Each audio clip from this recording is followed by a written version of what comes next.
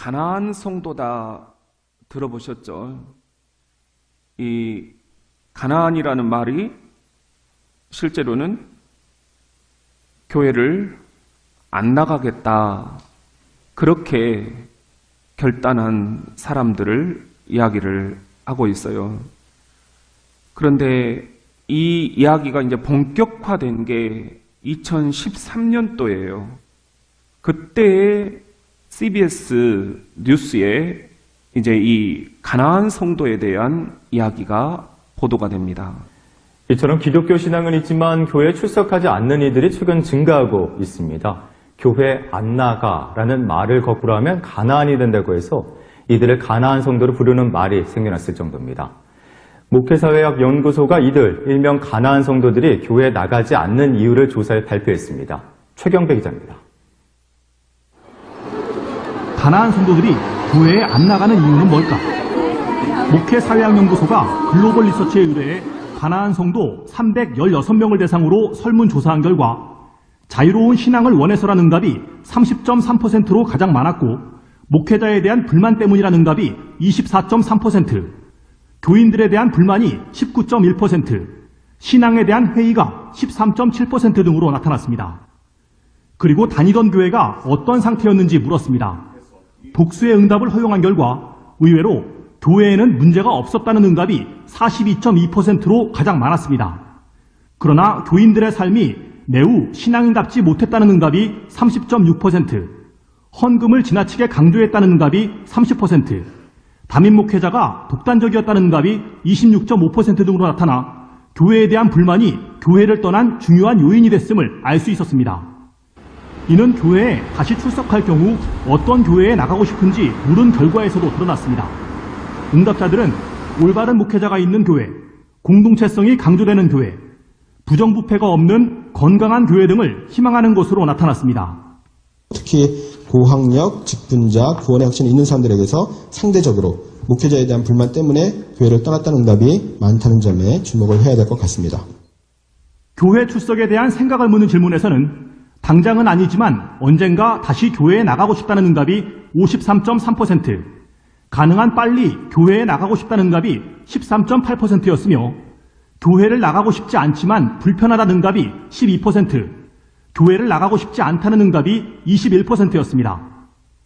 실천신학대학원대학교 조성돈 교수는 교회에 안 나가는 교인이 늘어나는 현상은 한국 교회가 서구화되어가는 전 단계에 이르렀다는 증거로 보인다면서 이를 방치할 경우 관광객만 모여드는 서구 교회를 뒤따를 수 있다고 우려했습니다. 압축 성장을 해가지고 갑자기 교회가 성장을 했는데 거꾸로 다시 서구 교회가 쇠퇴해가고 있는 그 길을 또 저희들이 아주 압축해서 쫓아가고 있는 게 아닌가, 그런 생각을 저는 지금 하고 있습니다. 아울러 가나안 성도 현상을 거울 삼아 참다운 교회의 모습을 회복하려는 한국 교회 전체의 관심과 노력이 필요하다는 지적입니다. CBS 뉴스 최경배입니다. 이렇게 보면은 가나안 성도들이 교회를 안 나가는 가장 큰 이유는 예수님이 싫어서가 아니라는 거예요. 그 예수님을 전하는 사람들이 싫다라는 것입니다. 특별히 목회자에 대한 실망이 가장 컸어요. 굉장히 목사로서 부끄럽고 또 이런 이야기들이 있을 때마다 몸둘 바를 모르겠습니다. 그런데 5년이 지나서 작년 2018년에 똑같은 연구를 했던 이 실천신학대학원대학교 정재영 교수님이 다시 한번 한국교회를 진단을 했어요.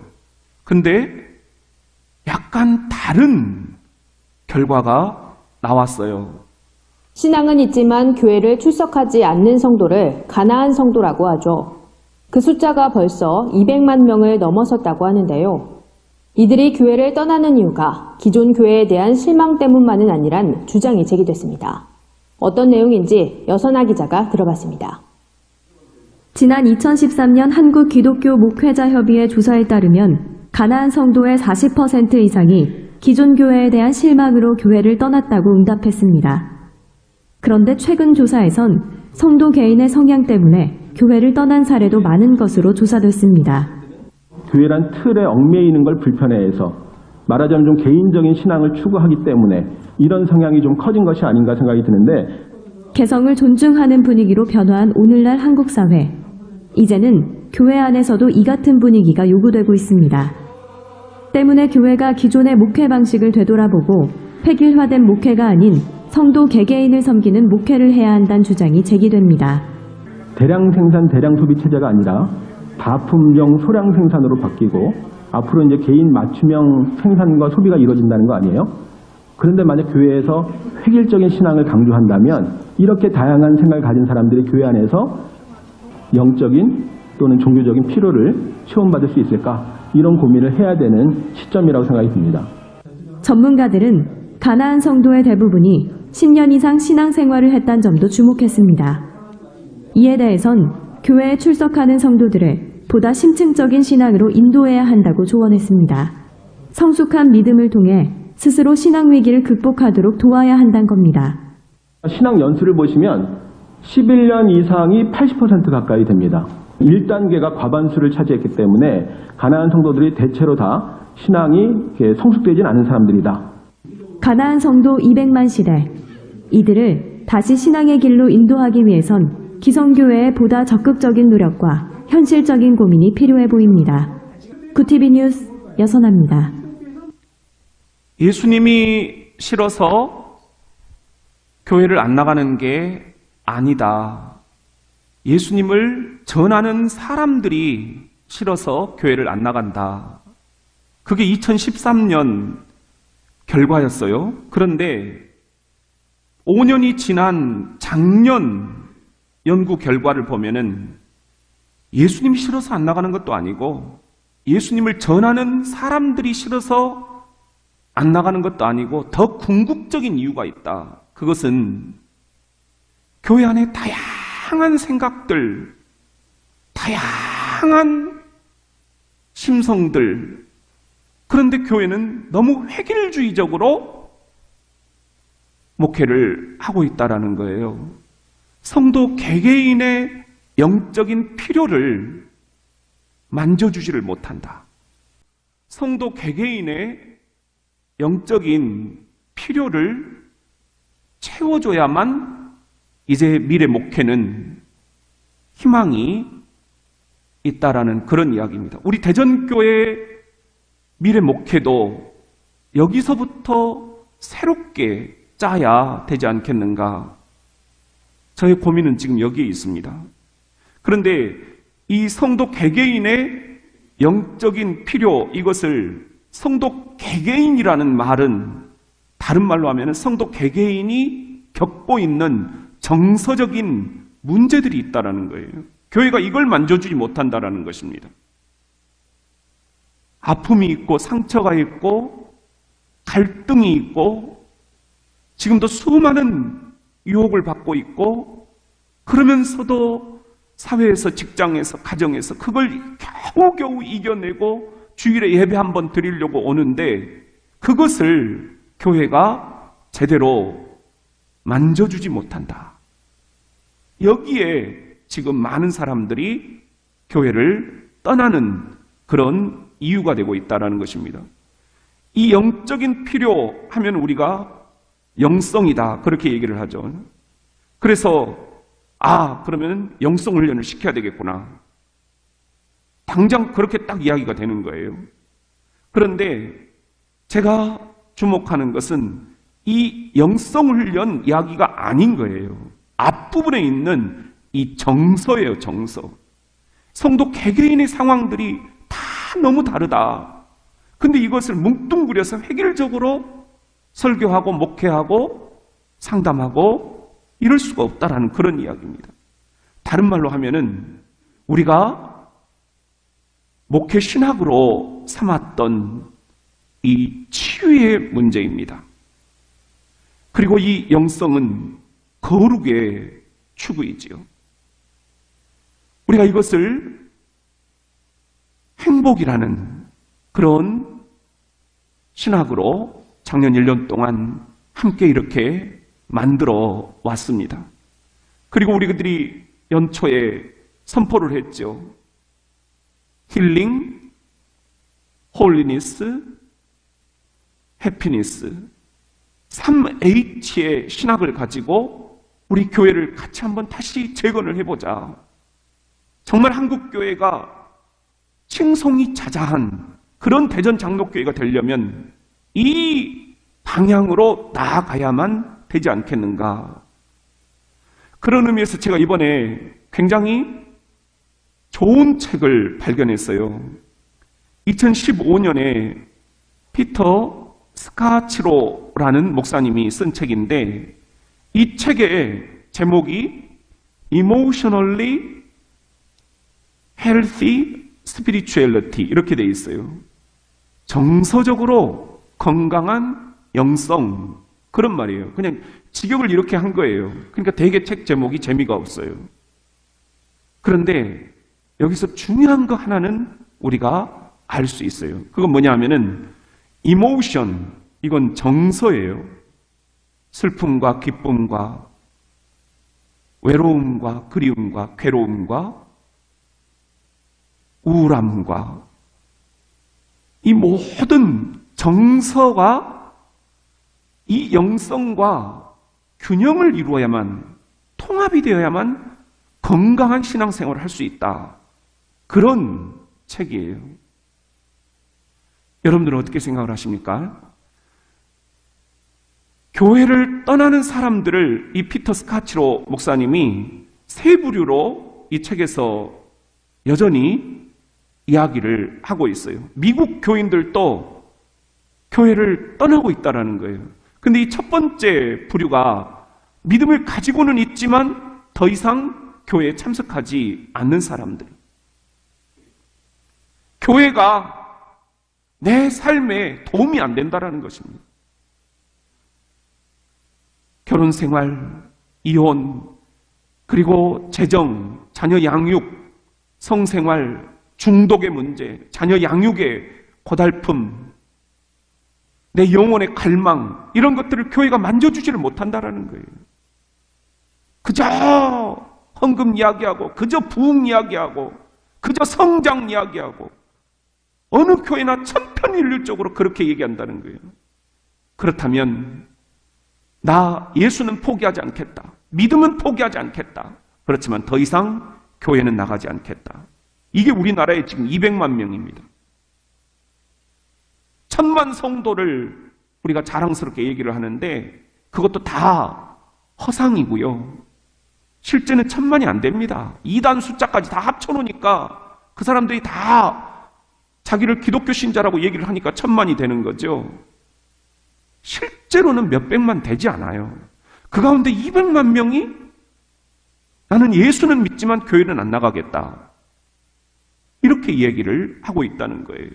그 주된 이유가 교회가 내 문제에 도움이 되지 않는다는 것입니다. 옛날에는 교회가 답을 줬어요. 근데 지금은 교회 와서 오히려 더 골치 아픕니다. 사람들 교회 안에서 지내는 모습을 보면 다 끼리끼리 다 갈등이 많고 모든 게 교회 안에서도 다 그게 보이니까 내가 교회는 잠시 쉬어야겠다 이렇게 생각을 한다는 거예요. 미국 교회도 마찬가지라는 이야기입니다. 두 번째로 교회를 사람들이 떠나는 이유가 교회 다니긴 하지만 소극적인 이들이에요. 이들은 마지못해서 자녀 때문에 혹은 내가 안 나가면 우리 가정이, 우리 남편이, 우리 아내가 그래서 지금 교회에 나오고는 있지만 매우 수동적입니다.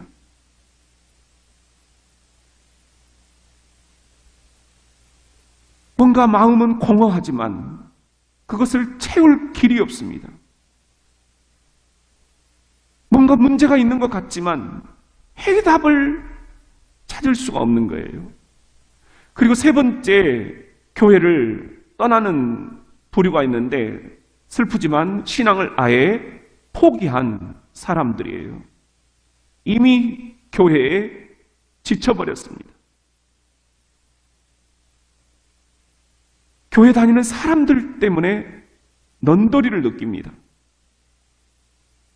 그래서 내가 이제 교회라는 것은 딱 접어야 되겠다. 아예 신앙을 포기를 해버립니다. 정말 우리는 이런 분들 앞에서 수많은 죄책감을 느끼게 됩니다. 우리가 주님 앞에 섰을 때 이런 분들이 지옥에 떨어지면서 내가 저 교회 때문에 신앙을 포기했다고, 내가 저 사람 때문에, 저 목사 때문에 예수님을 내가 포기했다라고 그렇게 얘기할까봐 몹시 두려운 것입니다. 사랑하는 성도 여러분, 여러분들은 지금 어떻습니까? 이 스카치로 목사님이 이 성도들을 어떻게든지 간에 다시 끌어내기 위해서 제자훈련을 하고 성경 공부를 하고 소그룹 모임을 하고 기도 모임을 갖고 영적 싸움을 하자고 하고 예배를 강력하게 갱신을 하고 구제하고 섬기고 신유의 은사를 강조하고 오직 인간의 의가 아니라 예수님의 의로 살아가자 막 강조를 했어요. 우리가 지금 하려고 하는 거랑 똑같은 거예요. 내가 깜짝 놀란 거예요. 그런데 이 스카치로 목사님이 17년 동안 이 이야기를 주창을 했는데 결론은 이게 답이 아니다. 답이 아니다. 교인들이 여전히 변하지 않고 삶의 기쁨이 없고 행복해하지 않는다라는 것입니다. 그래서 이 스카치로 목사님이 이런 이야기를 하고 있어요. 우리 같이 한번 읽어봅시다. 시작. 상처 입은 정서가 치유되지 않은 기독교 영성은 자기 자신이나 주변 사람들이나 하나님과의 관계에서 치명적일 수 있다. 나는 이 말이 굉장히 두렵더라고요. 여러분, 우리가 영성, 신앙, 믿음 이런 이야기 하는데 그거 다 가짜라는 거예요. 그 전에 내 이 상처 입은 마음, 상처 입은 감정, 상처 입은 관계, 상처 입은 정서가 치유되지 않는다면 기독교 영성은 오히려 해로울 수 있다. 사람들에게 가시가 될 수 있다. 찌를 수 있다. 나를 찌르고 상대를 찌르고 하나님을 찌를 수 있다. 치명적일 수 있다. 여러분은 어떻게 생각을 하십니까? 우리 그런 의미에서 이 책에 이런 이야기가 나와요. 제인이라는 한 여성 신자인데 이분이 이렇게 얘기를 해요. 나는 22년 동안 그리스도인이었습니다. 그러나 지금 나는 22세 그리스도인이 아니라 22년 동안 한 살의 그리스도인으로 살았습니다. 한 살짜리 영적 유아 상태라는 것입니다. 전혀 성장하지 않는 그리스도인. 30년, 40년, 50년 평생을 교회 다녀도 똑같습니다. 전혀 성장하지 않습니다. 전혀 변화되지 않습니다. 이게 나의 모습이고 이게 여러분의 모습이고 이게 우리 한국교회의 모습이라면 우리 어떻게 해야 한다는 말입니까? 영성이라는 것이 뭘까요? 영성은 거꾸로 얘기하면 뭐죠? 성령입니다. 한자는 달라요. 그렇지만 쉽게 생각하면 영성이라는 것은 성령 안에서 사는 것입니다. 더 풀면 성령 안에서 예수님처럼 사는 것입니다. 이것이 영성이고 그렇게 사는 삶이 영성 생활입니다. 그렇게 살도록 하는 훈련이 영성 훈련입니다. 그렇게 살도록 지도하는 것이 영성 지도입니다. 이 영성이 너무 우리는 지금 얕다라는 거예요. 얕다라는 거. 그래서 쉽게 이 영성의 샘물이 고갈되어 버린다라는 것입니다. 내 영성의 깊은 샘에서 샘물을 길어 올릴 수가 없다는 것입니다. 그런 의미에서 이 영성의 샘물을 우리가 8주 동안 한번 깊이 들여다볼 수 있었으면 좋겠어요. 내 영성의 샘물은 지금 어떤 상태인가? 그래서 우리가 8주 후에는 그래도 지금보다는 물이 좀 철철철철 내 영혼에 이 영성의 깊은 샘에서 흘러나올 수 있도록 우리가 그렇게 함께 기대를 해봅니다. 오늘은 그 첫째 시간 우리 같이 한번 따라해 볼까요? 내 영성의 적신호가 켜지다. 내 영성에 지금 적신호가 켜져 있습니다.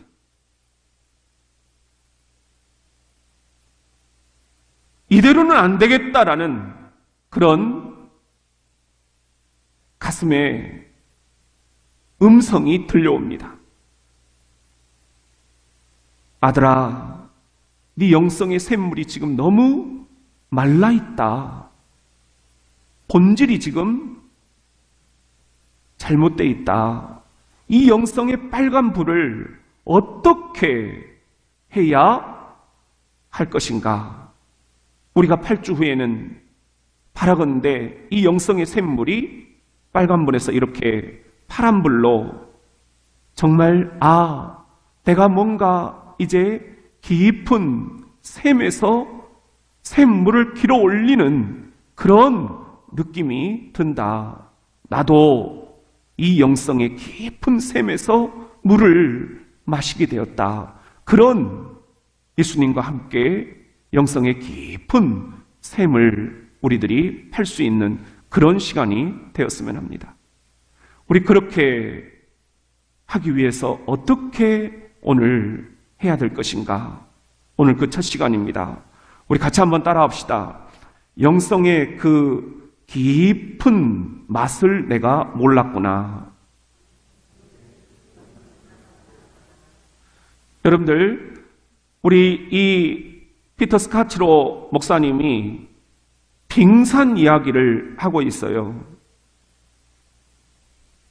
우리들의 이 영성이 지금 한 10% 정도밖에 겉으로 드러나 있지 않다라는 거예요.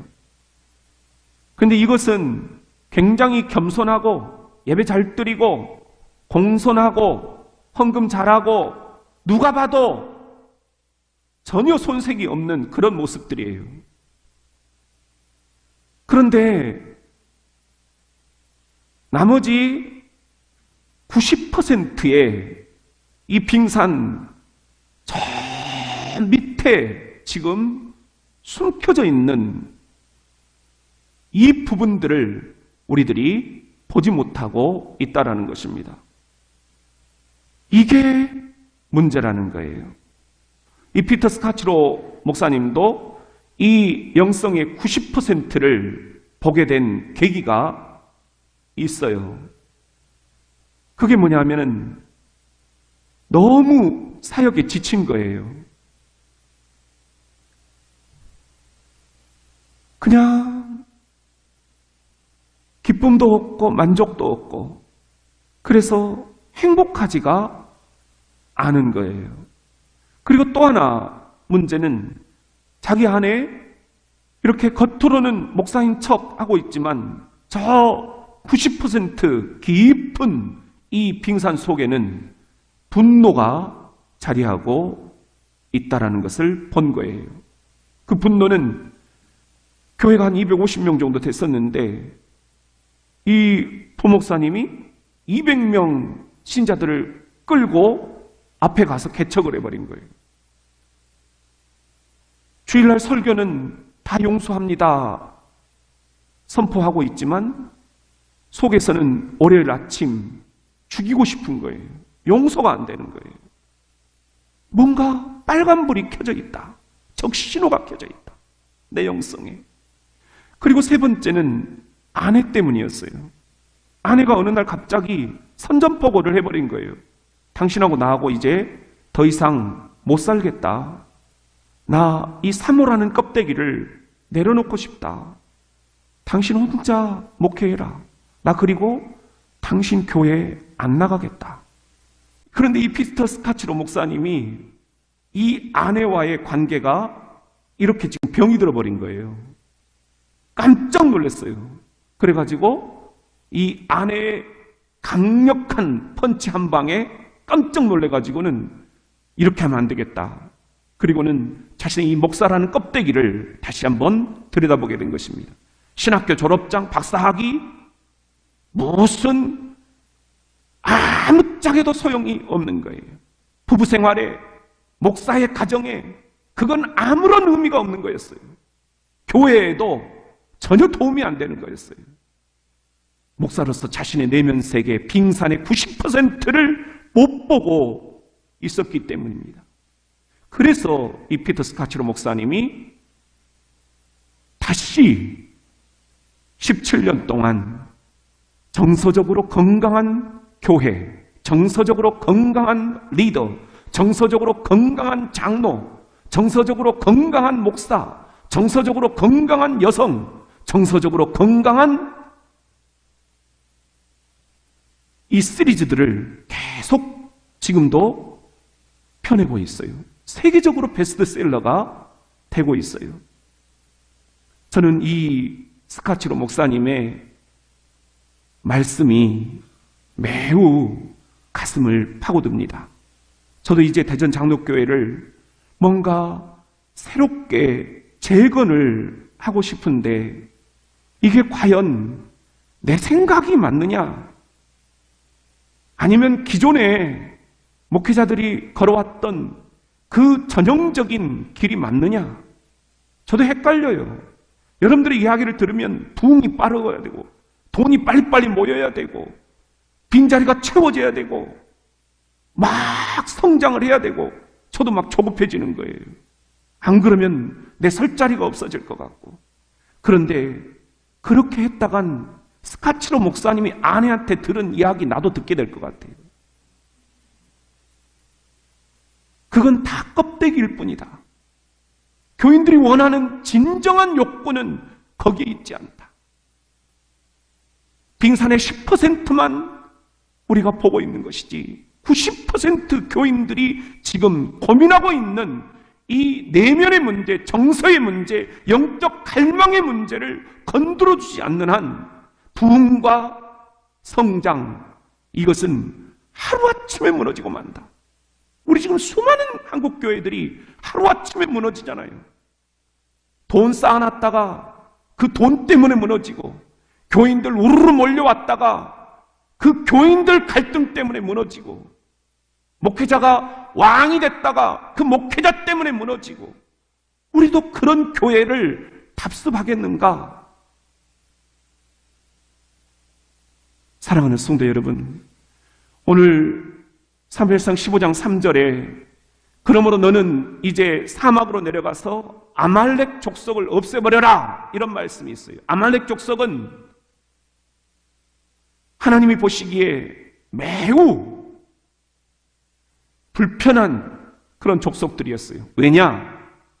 우상을 섬기고 그리고 여러 가지 잘못된 그런 이설들을 전파하고, 그리고 사람들에게 계속해서 이방 문화를 주입을 시키고 있었어요. 이들을 없애버려라. 사람만이 아니라 그들에게 딸린 것까지 모두 없애버려라. 모두의 방점을 찍으셨어요. 남자와 여자, 어린아이와 젖먹이, 소와 양, 낙타와 나귀를 가릴 것 없이 죽이되 어느 것 하나라도 아끼거나 사정 보지 말고 모두 죽여버려라. 그런데 우리 잘 아시지 않습니까? 사울이 전리품을 챙긴 거예요. 다 죽이질 않은 거예요. 가장 좋은 것은 따로 빼놓고 별 볼 일 없는 것들만 싹 죽여버린 거예요. 하나님이 그걸 보신 거예요. 왜 사울이 이렇게 하나님의 명령을 따르질 않았을까? 청종하지 않았을까? 그것은 사울의 이 빙산, 사울이 보지 못한 그 90%의 이 빙산에 인정 욕구가 있었던 것입니다. 우리 12절 말씀 같이 한번 읽어보겠습니다. 시작.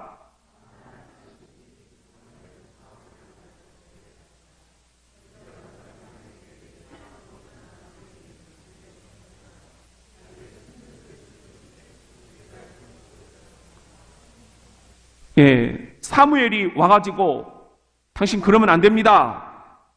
하나님이 노하십니다. 말하려고 온 거예요.